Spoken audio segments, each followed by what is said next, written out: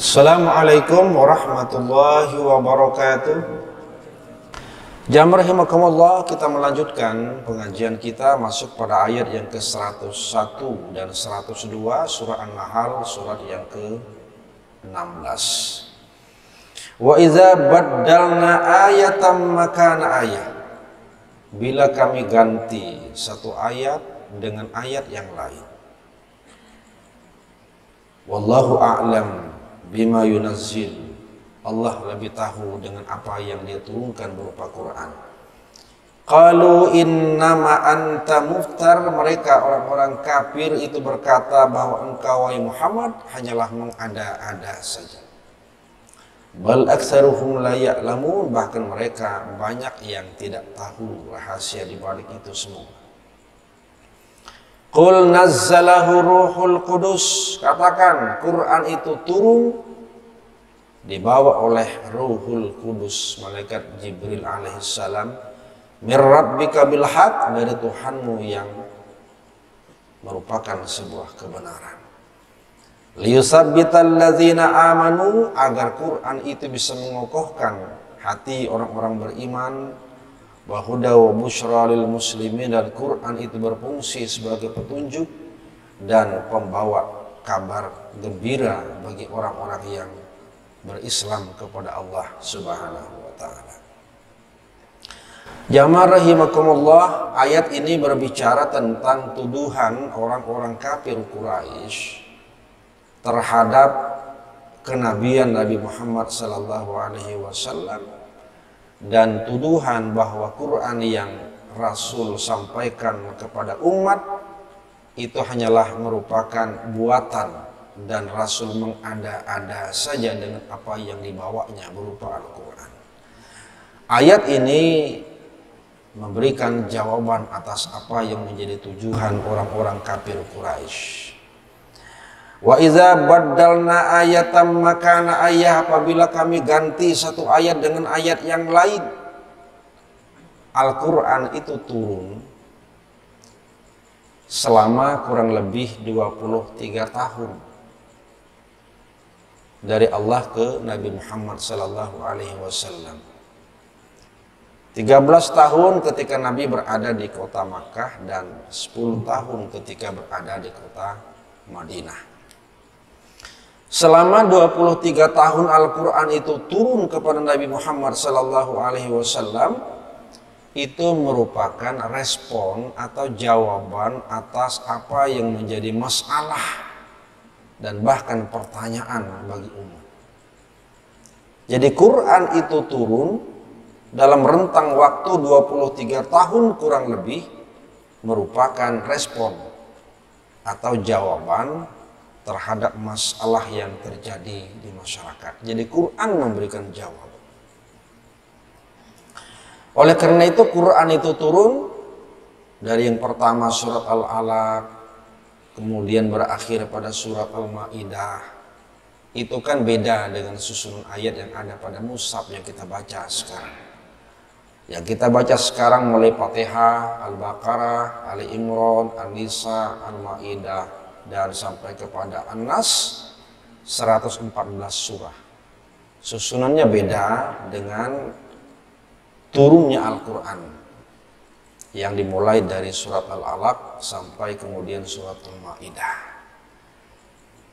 Turunnya Al-Quran ini memang menyesuaikan terhadap apa yang menjadi tuntutan dalam kehidupan masyarakat. Ada banyak ayat di mana merupakan jawaban atas pertanyaan. Misalkan sahabat bertanya, ya Rasulullah, mereka bertanya bagaimana status harta rampasan. Yas'alunaka 'anil anfal. Qul al-anfalu lillahi war rasul. Katakan wahai Nabi Muhammad, harta rampasan itu adalah milik Allah dan Rasul. Jadi memang berperang ada harta rampasan sah diambil atau dijadikan barang atau milik sendiri. Sahabat bertanya, ya Rasulullah, yas'alunaka 'anil mahillah. Mereka bertanya tentang hilal, tentang bulan sabit, apakah ada kaitan dengan penentuan nasib, zodiak, horoskop bagi seseorang? Katakan, qul huwa mawaqitu linnas, katakan bahwasanya hilal, bulan sabit atau apapun yang terjadi itu merupakan rotasi perputaran alam semata. Bukan ada kaitannya dengan penentuan nasib seseorang, penentuan kehidupan seseorang, atau horoskop atau zodiak seperti yang berkembang sekarang. Bila ada tanda-tanda alam dikaitkan dengan masa depan kita. Al-Quran memberikan jawaban ketika sahabat bertanya tentang hal alamiah, katakan tidak ada kaitan dengan nasib seseorang. Ini kan biasa terjadi di masyarakat. Sahabat juga bertanya, ya Rasulullah, yas'alunaka 'anil mahid. Mereka bertanya tentang haid, menstruasi. Jadi kurang apa, wanita-wanita juga nanya, ya Rasulullah, apa gerak namanya haid itu? Rasulullah sebagai seorang laki-laki kan tidak tahu persis. Maka turun ayat, qul huwa adza fa'tazilun nisa. Katakan ya Rasulullah kepada mereka yang bertanya bahwasanya haid itu ialah suatu penyakit. Fa'tazilun nisa, maka bila inya datang, maka jangan bergaul. Ini jawaban Quran. Sahabat juga bertanya, ya Rasulullah, apa gerangan itu ruh? Yas'alunaka 'anil ruh. Rahasia, tapi Allah memberikan jawaban. Qulir ruh min amri rabbi. Berikan jawaban wahai Muhammad. Ruh itu urusanku. Jadi Quran itu memang turun sesuai dengan apa yang menjadi kebutuhan masyarakat. Makanya beda-beda ayat yang turun, beda-beda ayat yang turun. Cuman dalam sejarah ketika turunnya Al-Quran, Rasulullah menyuruh sahabat mencatat. Wahai sahabat, Al-Quran yang turun hari ini kau hafal dan kau catat. Al-Quran yang turun besok pun kau hafal, kau catat. Dan besoknya lagi kalau ada turun kau hafal, kau catat. Tapi sudah Nabi memberikan arahan. Yang kau catat, yang turun hari ini letakkan pada ayat sebelumnya. Yang turun besok letakkan pada ayat sesudahnya. Yang turun pada besoknya lagi kau letakkan di tengah-tengah. Nabi sudah memberikan arahan seperti itu. Sehingga pada saatnya Al-Quran turun terakhir kali, surat Al-Ma'idah, ujar Nabi, taruh itu di bagian Al-Ma'idah. Al-yawma akmaltu lakum dinakum wa atmamtu alaikum ni'mati wa raditu lakum al-islam madina. Ayat yang terakhir turun, tapi Nabi sudah mengatakan kau hafal, kau catat, dan masukkan ke dalam bagian dari surat Al-Ma'idah. Sehingga ini sekaligus menjadi mukjizat Al-Quran. Kalaupun Al-Quran turun dari surah yang pertama sampai terakhir, itu berbeda dengan susunan mushaf yang ada. Justru pada akhir ketika turunnya Quran, maka itulah yang menjadi gambaran apa yang bisa kita saksikan sekarang. Bahwa Al-Fatihah sampai dengan An-Nas. Jadi turunnya itu menyesuaikan saja. Jamaah rahimakumullah. Ketika Al-Quran itu turun kepada Nabi Muhammad menyampaikan kepada umat, itu bermacam-macam bentuk ayat yang disampaikan. Ada ayat yang sifatnya keras, ada ayat yang sifatnya lembut. Ada ayat yang sifatnya memerintahkan, ada ayat yang sifatnya melarang. Ujar orang kafir Quraisy, disinilah letak tidak konsistennya Al-Quran. Nabi Muhammad kenapa sesekali menyampaikan perintah tapi kemudian melarang? Sesekali keras, sesekali lembut. Ini kan tidak konsisten, ujar orang kafir Quraisy. Kalau begitu Quran itu memang hanya buatan dan Rasul mengada-ada saja. Hal yang lebih terlihat dan dipandang oleh orang-orang kafir Quraisy yang tidak konsisten adalah ketika terjadi pemindahan arah kiblat. Jamaah rahimakumullah, dalam sejarah Nabi Muhammad ada dua kiblat ketika sholat. Yang pertama menghadap ke Baitul Maqdis di pusat ibu kota Palestina yang sekarang menjadi sorotan dunia dan rebutan bagi tiga agama. Salat yang pertama menghadap ke Baitul Maqdis sebagai Ka'bah yang pertama bagi umat Islam. 16 bulan Nabi berserta umat salat menghadap ke arah Baitul Maqdis. Berarti sembahyangnya menghadap ke utara. Mulai di Makkah menghadap ke Baitul Maqdis ketika sholat. Bukankah sholat diwajibkan pada ketika Isra Mi'raj? Hampir 2 tahun sebelum hijrah Nabi ke Madinah ada kewajiban sholat. Sholatlah kemudian Nabi dan sahabat menghadapnya kemana? Ke Baitul Maqdis, ke daerah utara. Ketika 13 tahun di Makkah kemudian Nabi hijrah ke Madinah. 16 bulan di Madinah. Nabi Shallallahu Alaihi Wasallam berdoa, menengadahkan wajah beliau ke langit bermohon agar kiblat ini kalau bisa pindah ke Makkah Al-Mukarramah, pindah menghadap ke Ka'bah di Makkah Al-Mukarramah. 16 bulan Allah kabulkan apa yang menjadi permohonan Rasulullah. Itu sebabnya maka turun ayat ke 144 surat Al-Baqarah. Qad nara taqalluba wajhika fis sama. Kami ujar Allah melihat engkau menengadahkan wajahmu ke langit berdoa memohon agar dipindahkan kiblat ini dari Baitul Maqdis ke Baitullah, ke Ka'bah Al-Mukarramah di Makkah. Falanuwalliyannaka qiblatan tardaha, maka kami kata Allah mengizinkan pindah ke arah kiblat di mana kau inginkan, yaitu di Baitullah atau Ka'bah di Makkah. Fawalli wajhaka syatral Masjidil Haram, maka sekarang ujar Allah, pindah, arahkan sholatmu menghadap ke Ka'bah Baitullah di Makkah. Sejak itulah kemudian pindah ke Makkah. Dalam riwayat dikatakan lagi sembahyang asar turun ayat yang semula menghadap ke Baitul Maqdis, menghadap ke utara, turun ayat langsung berputar. Nabi bersama sahabat menghadap ke Baitullah, menghadap ke Makkah, menghadap ke arah selatan. Karena Baitul Maqdis itu di utara, Madinah di bagian selatan daripada Baitul Maqdis, dan Makkah lebih selatan lagi daripada Palestina atau Baitul Maqdis.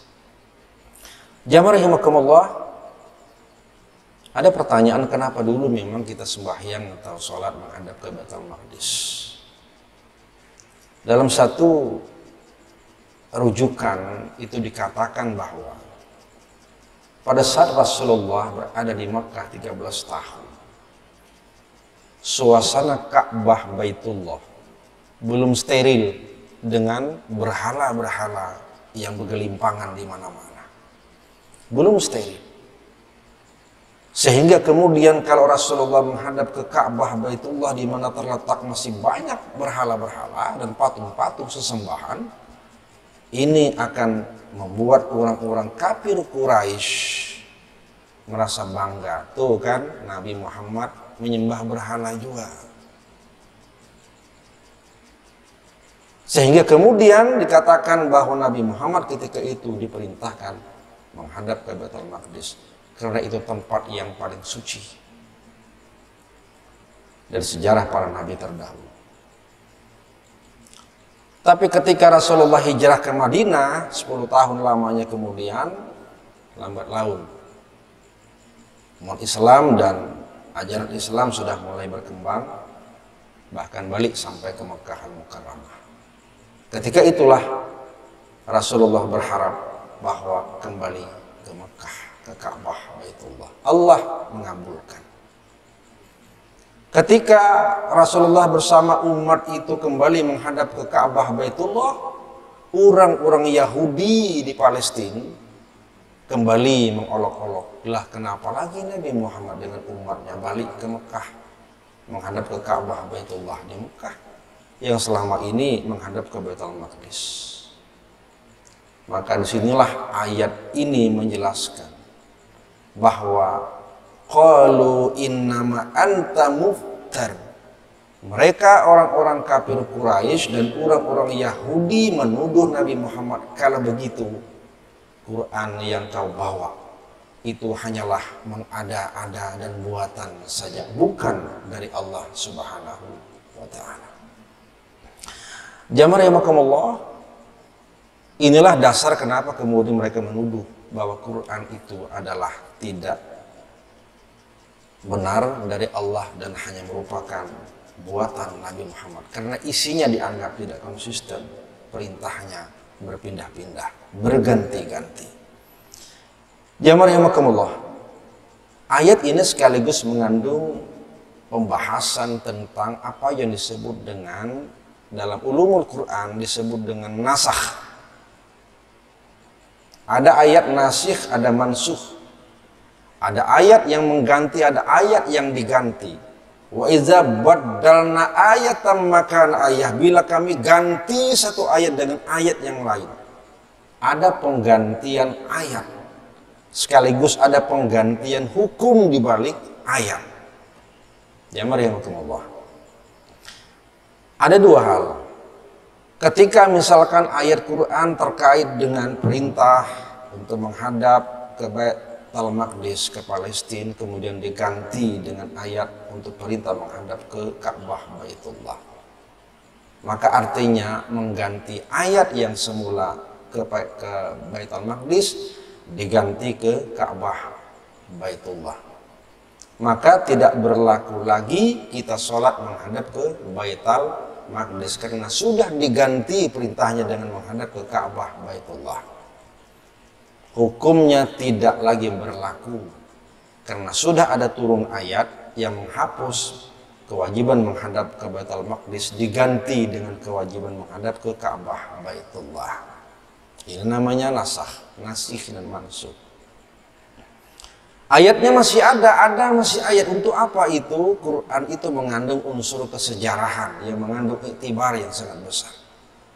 Jadi Quran itu salah satunya berfungsi sebagai pelajaran karena mengandung sejarah. Sejarahnya dulu kita pernah memang berkiblat ke Baitul Maqdis di Palestina dulu. Tapi dengan ayat yang baru 144 Al-Baqarah kita kembali menghadap ke Ka'bah Baitullah di Makkah.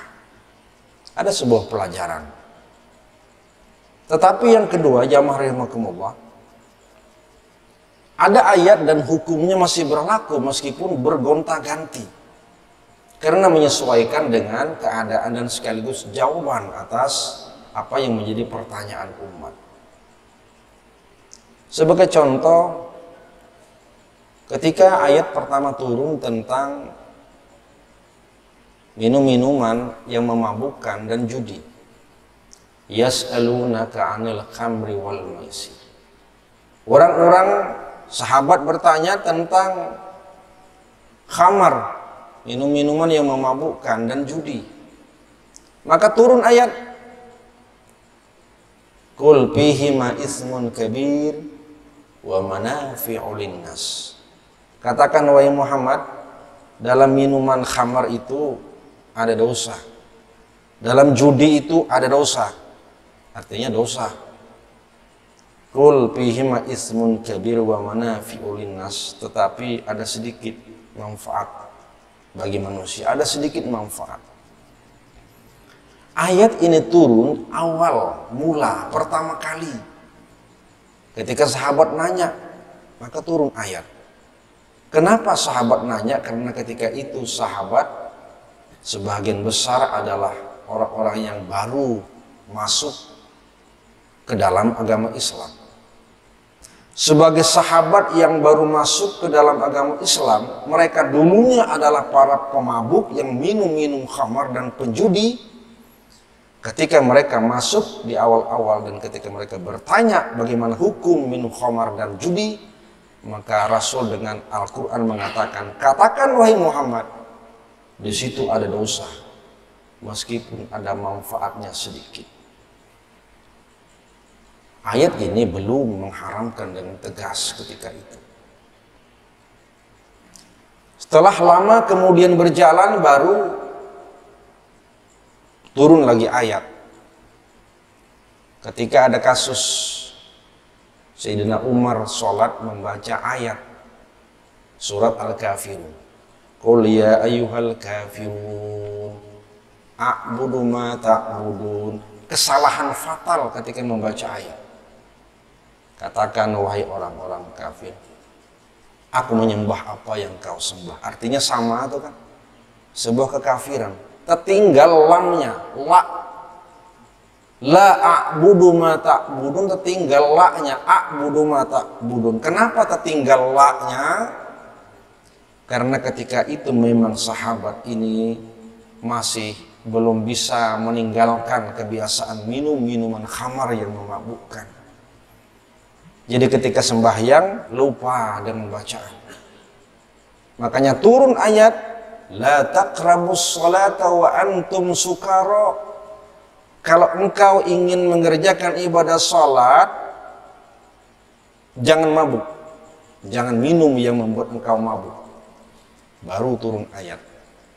Mohon kita hendak sholat, jangan minum minuman khamar yang nanti bakal membuat Anda mabuk. Kalau Anda mabuk ketika sholat membaca ayat, bisa lupa bacaannya. Ini yang kedua. Ketika lama-lama kemudian,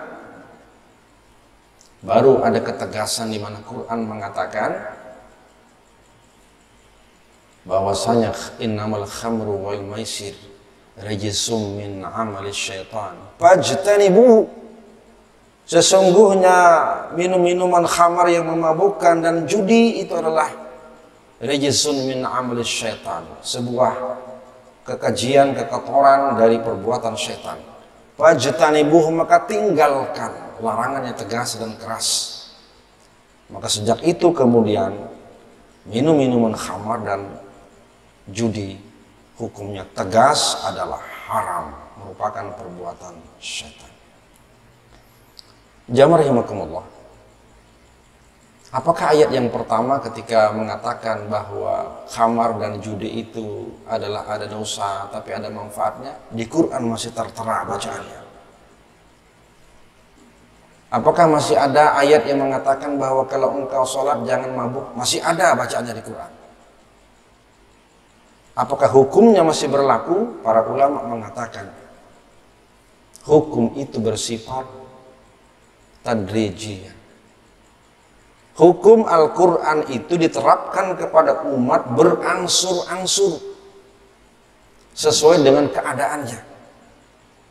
Maka artinya apabila kita berhadapan dengan orang yang baru masuk Islam, yang Islamnya belum kuat, tapi masih memegang tradisi bahari yang lawas, jangan serta-merta dibasmi apa yang menjadi tradisinya. Pelan-pelan saja membaikinya. Maka penting untuk para da'i atau para pendakwah, mohon kita berceramah, berdakwah di hadapan para penjudi, para pemabuk yang baru masuk Islam, maka ulama mengatakan jangan langsung padahi mereka, ini haram nih, ini perbuatan setan nih, habis kita. Ingat Rasulullah ketika mengatakan kepada sahabat pertama kali bahwa itu perbuatan sebetulnya dosa. Dosa memang, meskipun ada sedikit manfaatnya, sedikit saja. Maka mereka pelan-pelan mendapat pengetahuan, oh ternyata ada dosa meskipun ada manfaat.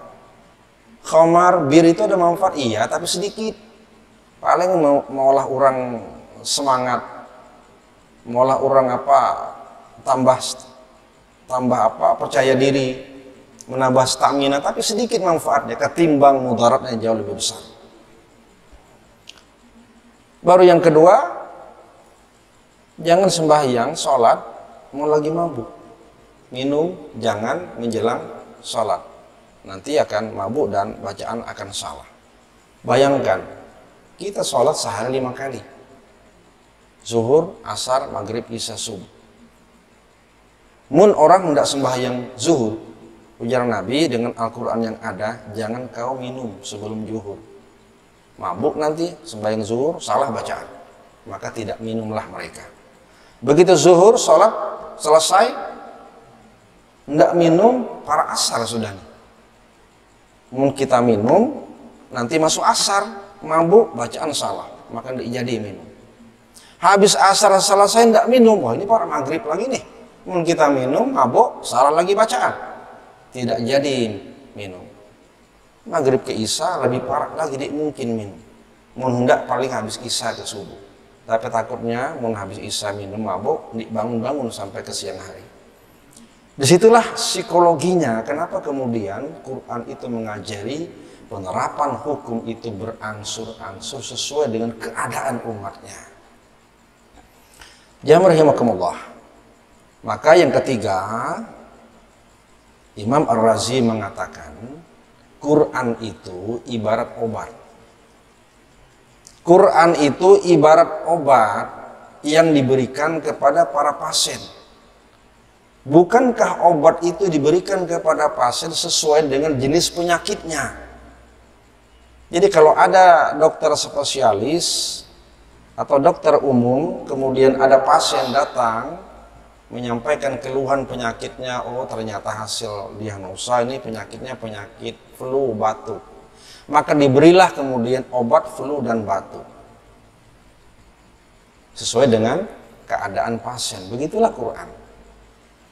Tapi tidak lama kemudian datang lagi pasien yang sama, penyakitnya lain. Sakitnya sakit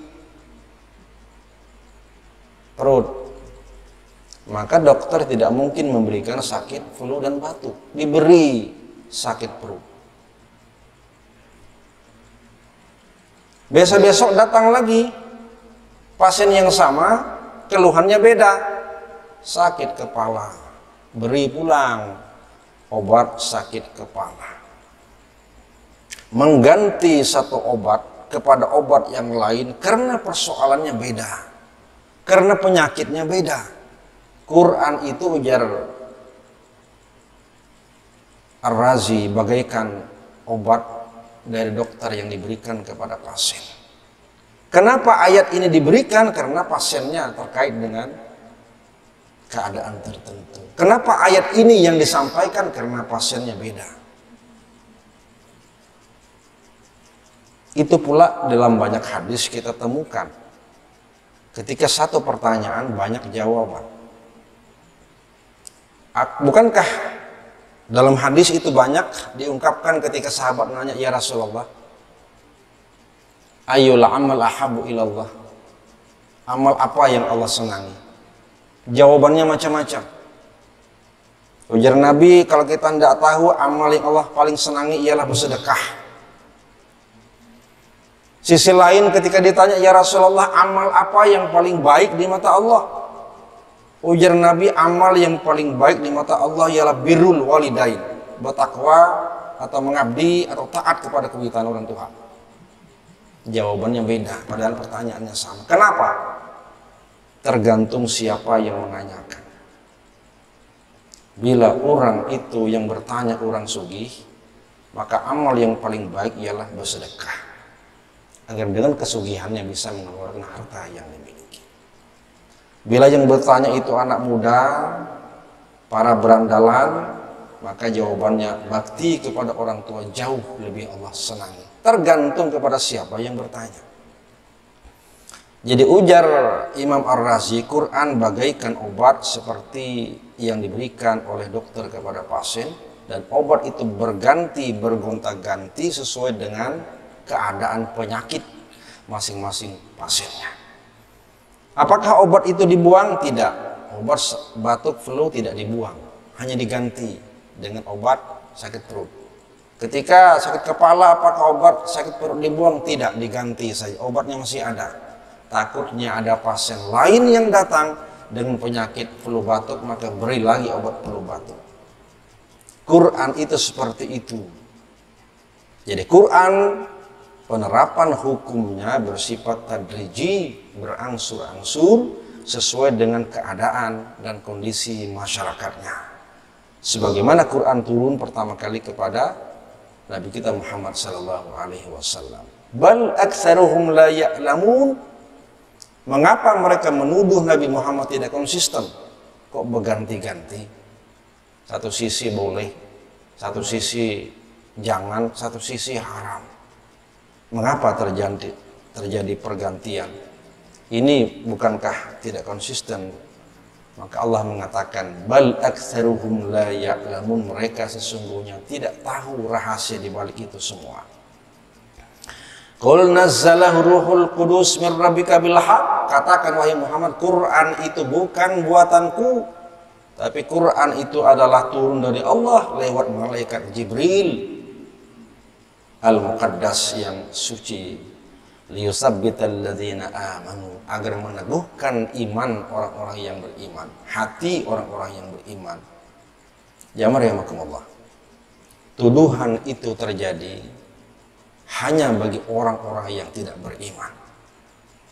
Ada dua ungkapan tuduhan di Quran, tuduhan kebohongan.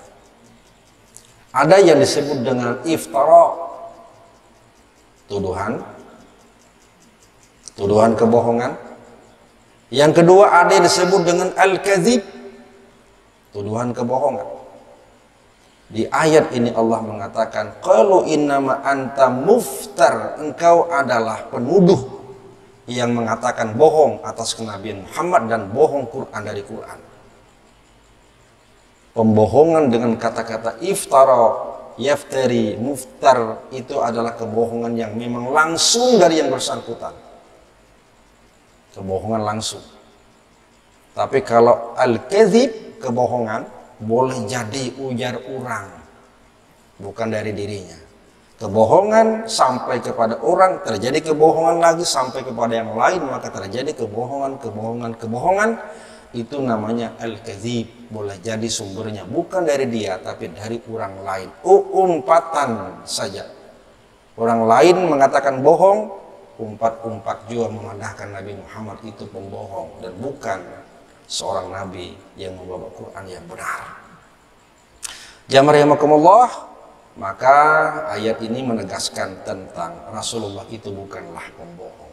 Dengan Quran yang dibawa, kalaupun terlihat semacam tidak konsisten, bukan tidak konsisten, karena Quran itu turun untuk menjadi obat penawar bagi orang yang mengalami sakit.